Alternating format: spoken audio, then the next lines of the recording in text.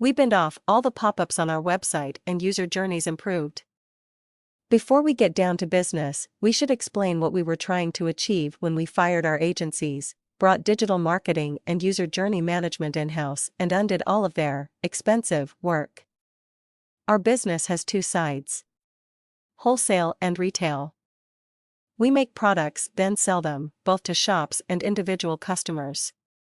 Our website handles them both, but is designed to divert wholesale customers to their own dedicated subdomain. Got that? Here's the thing. Our agencies didn't. They were obsessed with user journey but couldn't accept that our website had two conversion criteria. First, the typical e-commerce conversion funnel: a user lands on the site, heads to a product page, adds to the cart, heads to the checkout and buys a product. That's conversion number one. Conversion number two is a bit more complicated and is reserved for potential wholesale clients. In this case, they land on the site, head to a product page, decide they want to stock that product, click the wholesale button and go to one of our wholesale landing pages. Here, they fill in a form which is then processed in-house manually. Old school or what? Our agencies were great, but they just couldn't get their heads around the fact that we had two potential user journeys. So we parted ways and got a bit geeky. Stage 1, Google Analytics User Flow. The User Flow tool in Google Analytics can be both very helpful and entirely useless.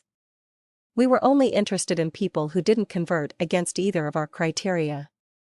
After a lot of time spent reading forums and support articles until we figured how to single these people out, we managed to isolate things a bit. What we spotted was that the average non-converter dropped off after 3 interactions.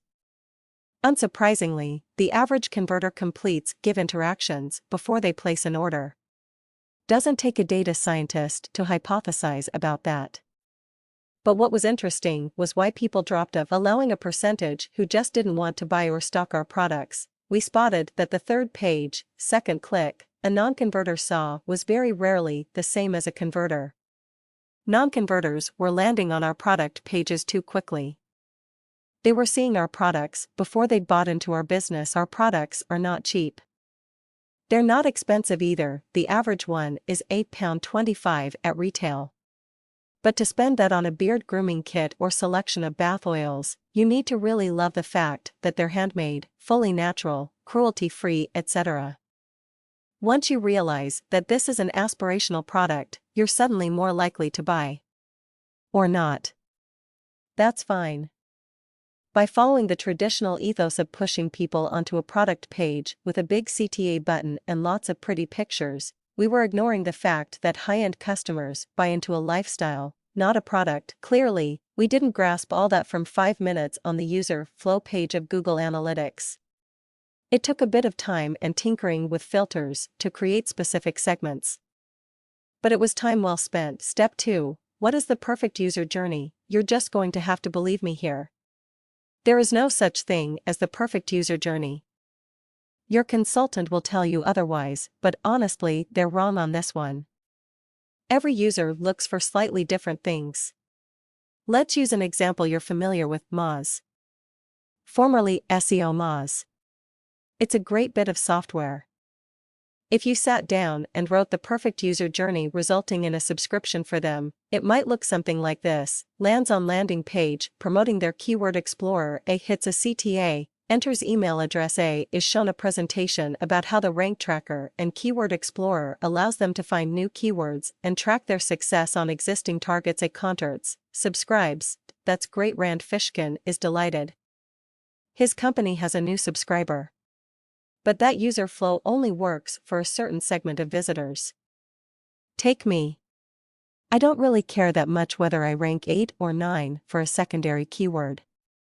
I care about the traffic that lands on the site and track this with the Landing Pages tab of Google Analytics. What I care about, and the reason I have a Moz subscription, is that it creates pretty graphs of our successes. I show these graphs to our MD, who smiles. Moz couldn't possibly know what my key considerations are. I certainly didn't Google SEO tools to make my boss smile and land on a specific landing page for that query. I Googled good SEO tools, found them and joined. I only use the Moz example because you've heard of them. They're a great company and I wouldn't dream of telling them what to do. So back to the question. What is the perfect user journey? Well, it's this: a user that lands on the website and sees content relevant to their personal need. We can't predict what that is. Okay, we make and sell gifts, so they probably want to buy someone a present, or stock presents in their shop. If we're really lucky, they'll land on a specific page, like gifts for dads. That person probably wants to buy their dad something. But invariably, the ones who click straight onto a product from there won't buy it. It's the people who click around a lot who end up converting. Step 3, remove the signposts, improve the pathways. Since we couldn't isolate exactly which user journey would push each user into a conversion, we threw away the signposts. That meant deleting the pop-ups, uncoding all of the personalized links, and making the large CTAs much more subtle. Our website was a more peaceful place straight away. We saw a difference. A lower percentage of traffic was even visiting a product page at all. But of the ones who did, a higher percentage fulfilled one of our conversion targets. This wasn't significant since the number of conversions overall remained unchanged. But at least we hadn't gone backwards. Next, we needed to help people find their way around the site much easier. With no pop-ups or personalized links to show them the way, some users were getting lost. The traffic to our privacy policy increased by 27%. There's no way that 27% more people wanted to read it. They just ended up there accidentally. At this point, like most e-commerce websites, we had some enormous mega menus. Clicking led to clicking, which led to clicking. They actually didn't look too bad, but they weren't the easiest things to navigate. So, instead, we went on a cull. Our top menu now gave you just a few options: edits, gifts for men, gifts for women, wholesale, log in / create account on the homepage only. These were accompanied by a few extra links to our About Us page and other similar info. The great news? Conversions went up. Not just direct sales, which only improved by about 7%. But wholesale inquiries were up massive 19%. When you're in the business of supplying shops, that's a really big deal. So, we'd ignored convention and deliberately removed all of our user journey optimization. Yet our number of converting journeys went up. Did we learn our lesson and stick with it? Of course not. Step 4. Don't lose sight of your goals. If you head to https://www.menssociety.com now, you'll see that our top menu has started to get quite cluttered.